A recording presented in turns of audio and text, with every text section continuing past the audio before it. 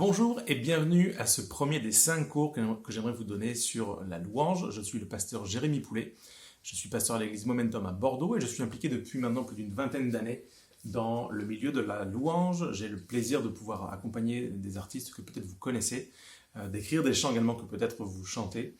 Et ça fait maintenant 20 ans que je suis passionné par ce milieu, par ce monde-là, par cet aspect-là de la vie chrétienne. Et dans cette première session vidéo, j'aimerais poser ou peut-être reposer des fondements bibliques de ce qu'est la louange. Alors pour ça, j'aimerais commencer par vous dire ce que la louange n'est pas. Des fois, pour définir ce que quelque chose est, il faut commencer par définir ce que cette chose n'est pas. Et en l'occurrence, j'aimerais vous dire que la louange, par exemple, n'est pas simplement un département dans l'église pour occuper des musiciens, des chanteurs. La louange n'est pas seulement un moment de chant ou un moment de prière dans une célébration, dans un culte. La louange ce n'est pas seulement un style de musique, d'ailleurs ce n'est pas un style de musique. La louange n'est pas l'activité de quelques-uns qui seraient plus spirituels que les autres et qui aimeraient se retrouver pour chanter Dieu. Mais j'aime cette définition que le dictionnaire propose. Et il dit ceci, la louange, c'est le fait de rendre hommage à quelqu'un ou à quelque chose. Je trouve que cette définition est une bonne définition et je la trouve extrêmement pertinente. En fait, la louange, c'est parler, publier, dire, déclarer que quelque chose est bien ou que quelqu'un est bien. Et quand je lis la Bible, je réalise qu'en fait, depuis le départ, depuis le commencement, Dieu a posé comme des fondements, comme des fondations par rapport à ce qu'allait être la louange. Par exemple, quand on lit le livre de la Genèse, il faut comprendre que, d'ailleurs c'est le cas dans toute la Bible, quand on lit quelque chose, ce qui est écrit n'est pas là simplement pour meubler les pages, simplement pour remplir l'espace. Tout ce que Dieu dit, tout ce qui est écrit est important. Tout ce qui est écrit a une signification, a une portée particulière. Des fois, il faut juste chercher et comprendre ça. Quand on lit le livre de la Genèse, au premier chapitre, au verset 4, alors que Dieu crée la lumière, alors qu'il part de rien, il commence à créer et il s'arrête après chaque élément de la création et il pose un constat. Il est écrit « Dieu vit que cela était bon ». Et en fait, Dieu est en train de poser les bases de l'appréciation, les bases de la louange. C'est prendre un temps, s'arrêter, déclarer, publier que quelque chose est bon, que quelqu'un est bon. Et ici, en fait, Dieu nous montre le chemin de ce que va être la louange. C'est le temps où je m'arrête, où je considère que ce que Dieu fait est bon. Et avec le recul que nous avons, nous qui sommes enfants de Dieu, nous qui sommes chrétiens, nous savons également que au-delà de ce que Dieu fait qui est bon, en fait, ce que Dieu fait est bon parce que Dieu est bon dans sa nature. Alors, la première pensée qu'il faut saisir, c'est que la louange, je l'ai écrit comme ça, si vous prenez quelques notes, je vous invite à le noter. La louange, c'est prendre le temps de s'arrêter pour considérer, redécouvrir, apprécier l'œuvre de Dieu, cette œuvre qui nous parle de lui, de sa nature, de sa bonté et de sa puissance. L'apôtre Paul fait écho à cette pensée dans son épître aux Romains, au chapitre 1er. Au verset 20, il va dire ceci, « Les perfections invisibles de Dieu, sa puissance éternelle et sa divinité, se voient comme à l'œil depuis la création du monde quand on les considère dans ses ouvrages. » La perfection, la puissance éternelle et la divinité de Dieu se voient. Comment ? Simplement quand on considère la création. Simplement comme quand Dieu s'arrête après chaque étape de la création pour considérer, pour noter, pour publier que ce qui est fait est bon. Personnellement, j'aime beaucoup me balader en pleine nature, j'aime beaucoup, ici je suis sur Bordeaux, il y a les vignes autour de moi, j'aime beaucoup aller me balader dans les vignes, j'aime également aller jusqu'à l'océan, je trouve ça juste fantastique, c'est merveilleux. Toutes les fois où l'occasion m'est donnée, j'aime me rendre à la montagne, j'aime me rendre dans la forêt. Et en fait, à chaque fois, je vois et j'admire et c'est comme si je pouvais dire Amen à ce verset de l'épître de Paul aux Romains, Romains 1, verset 20, juste de voir ce que Dieu fait et de pouvoir affirmer, oui c'est vrai, ce que Dieu a fait est bon. Et en fait, c'est comme si on pouvait voir, en tout cas, on a cette compréhension de la grandeur, de la bonté, de la beauté de Dieu à travers ce qu'il a créé. Toutes les occasions sont bonnes et peut-être que pour quelqu'un qui regarde cette vidéo-là en ce moment, il serait bon que tu fasses cet exercice de t'arrêter et d'aller juste te promener en pleine nature, de couper les écrans, de couper le téléphone, de couper tout ce qui t'entoure et juste comme de te reconnecter à ce que Dieu a fait.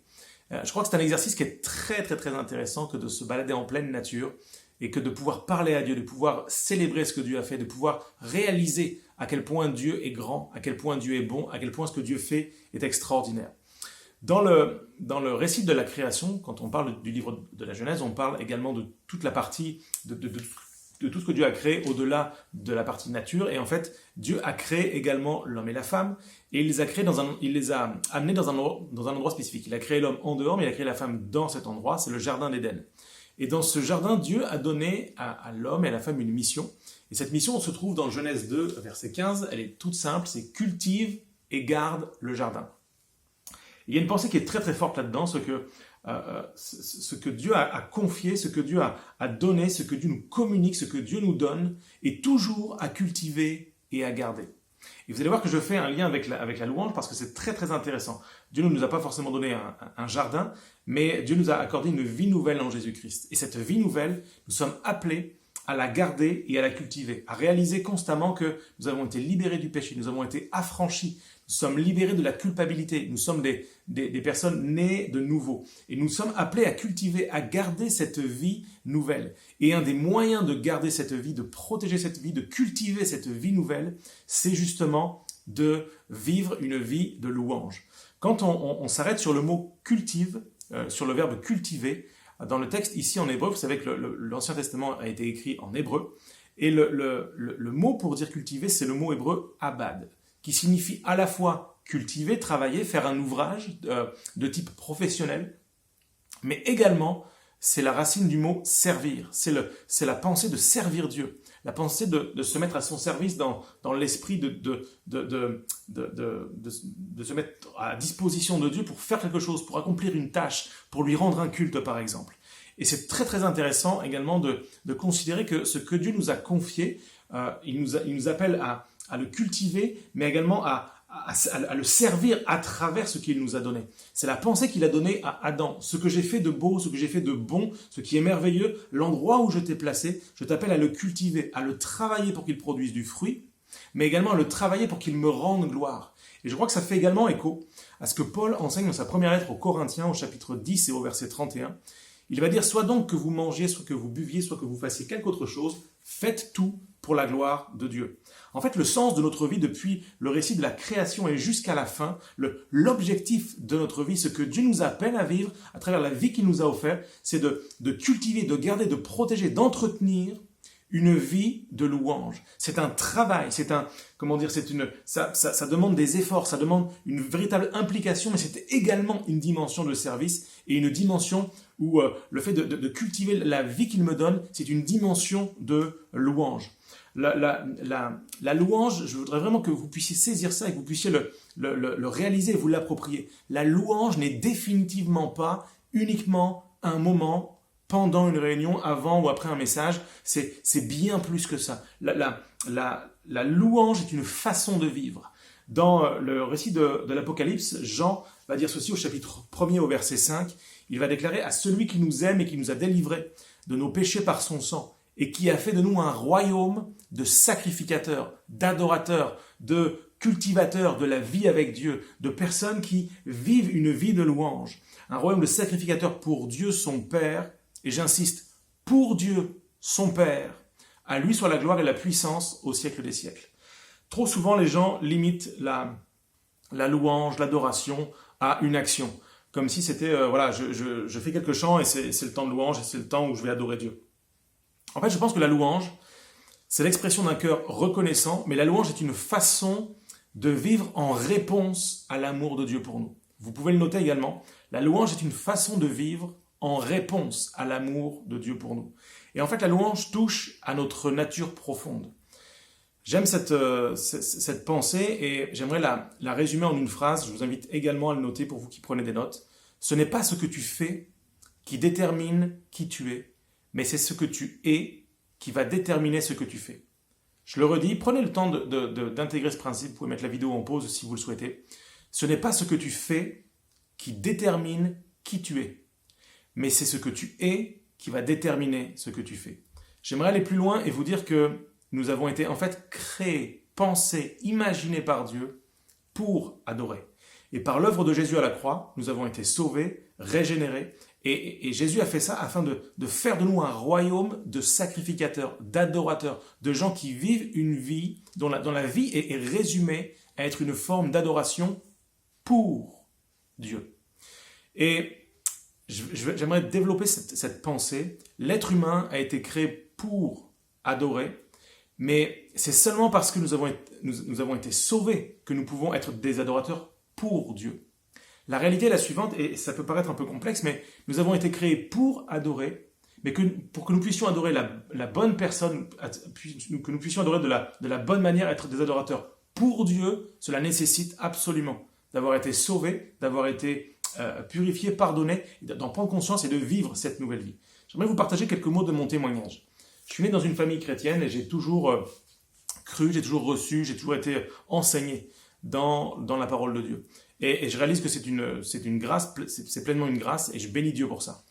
Mais quand je suis arrivé à l'adolescence, comme beaucoup de gens, j'ai voulu n'en faire qu'à ma tête, j'ai voulu m'affranchir de l'enseignement biblique, de l'enseignement, de tout ce que j'avais reçu et de mon éducation.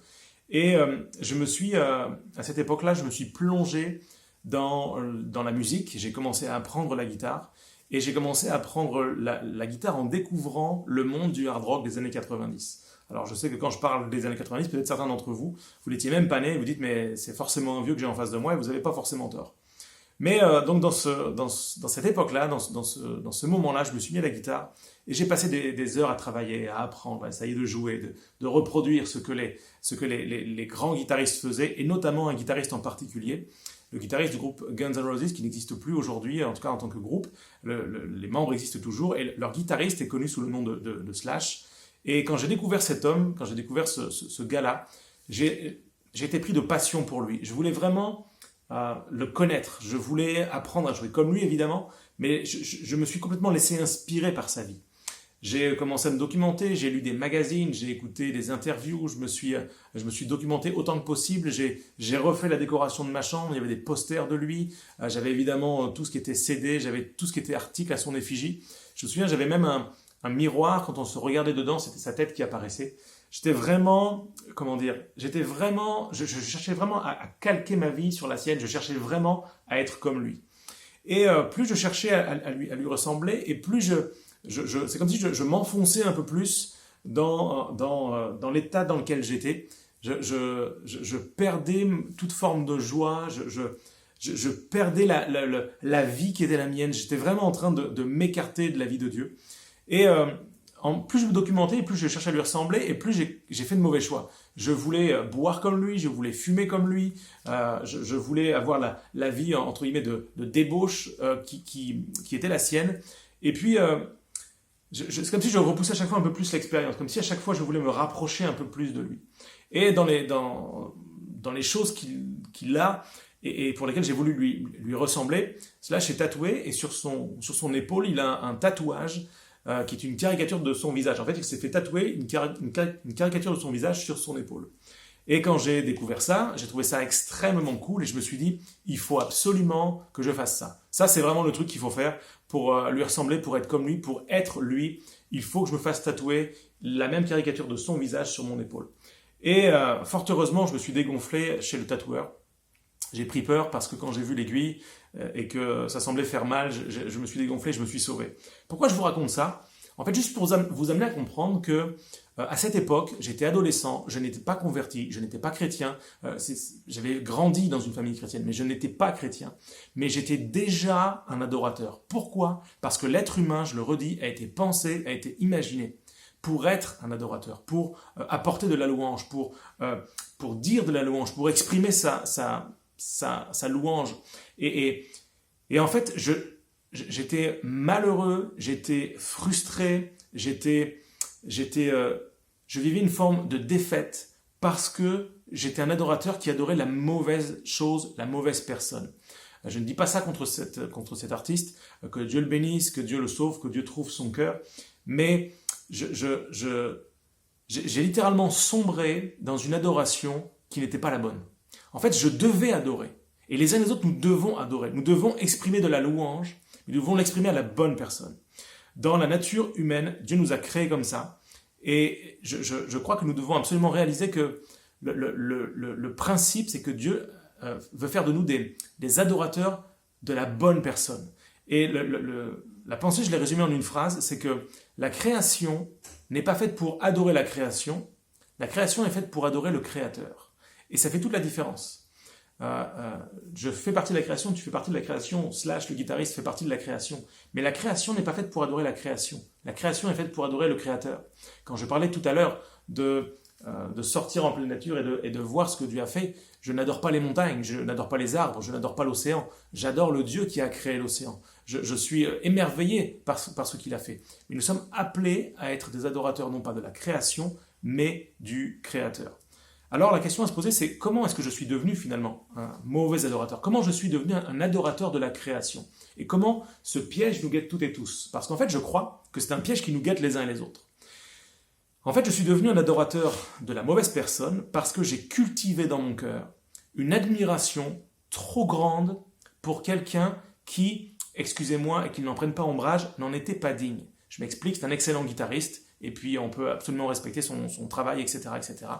Mais j'ai fait grandir mon niveau d'admiration au-delà de ce qui était juste, de ce qui était bon, de ce qui était sain et de ce qui était normal. En fait, si je devais vous donner une image assez trash, et j'espère qu'elle va vous parler, c'est comme si sur le trône de mon cœur, j'avais viré Dieu pour y mettre un guitariste.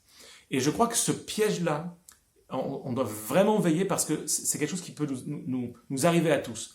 Moi, c'est avec un guitariste, demain ça peut être avec n'importe quel artiste, ça peut être avec ça peut être une activité, ça peut être de l'argent, ça peut être des amis, ça peut même être parfois sous des motifs très religieux. On peut devenir des adorateurs de l'église ou du service, ou on peut être un adorateur de ses dons, etc., etc.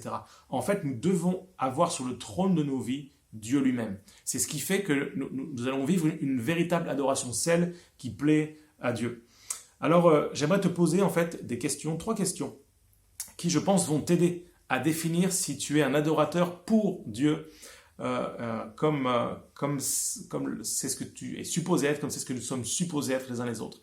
Et si tu réponds à ces questions et que tu réalises en fait que les réponses ne sont pas les bonnes, que tu es en décalage, loin de moi l'idée de te culpabiliser, mais au contraire, c'est un appel à ne pas glisser, à ne pas aller plus loin, mais à faire demi-tour, comme j'ai pu le faire à l'époque où en fait je me suis égaré, où je me suis perdu. Les questions sont les suivantes. Dis-moi où est-ce que tu mets ton temps libre. Évidemment, je ne parle pas de ton temps si tu es étudiant ou si tu travailles. Évidemment que tu mets du temps dans tes études et dans ton travail, mais je parle de ton temps libre. Où est-ce que tu choisis de mettre ton temps libre? Où est-ce que tu mets ton énergie? Ou tes dons, tes talents? Où est-ce que tu mets en fait ce qui te fait vibrer? Et troisième question, où est-ce que tu mets ton argent? Où est-ce que tu investis? La réponse à ces trois questions me dit qui tu adores. Alors je les repose. Où est-ce que tu mets ton temps libre? Où est-ce que tu mets ton énergie, tes dons, tes talents? Où est-ce que tu mets ton argent? Prends le temps de la réponse, sois honnête, sois vrai, sois sincère. Il n'y a personne avec toi, tu es là pour juste prendre cette vidéo, prendre ce cours. On aura l'occasion d'en débattre à travers un temps de webinaire, mais j'aimerais vraiment que tu répondes honnêtement à ces questions. La bonne nouvelle, si tu t'es égaré, si tu réalises qu'en fait tu n'es pas aligné sur ce qu'il faut, c'est que ça va t'amener à vivre quelque chose de particulier. En fait, je dis souvent que quand tu prends conscience que quelque chose ne va pas, tu te repens et ensuite tu te reprends.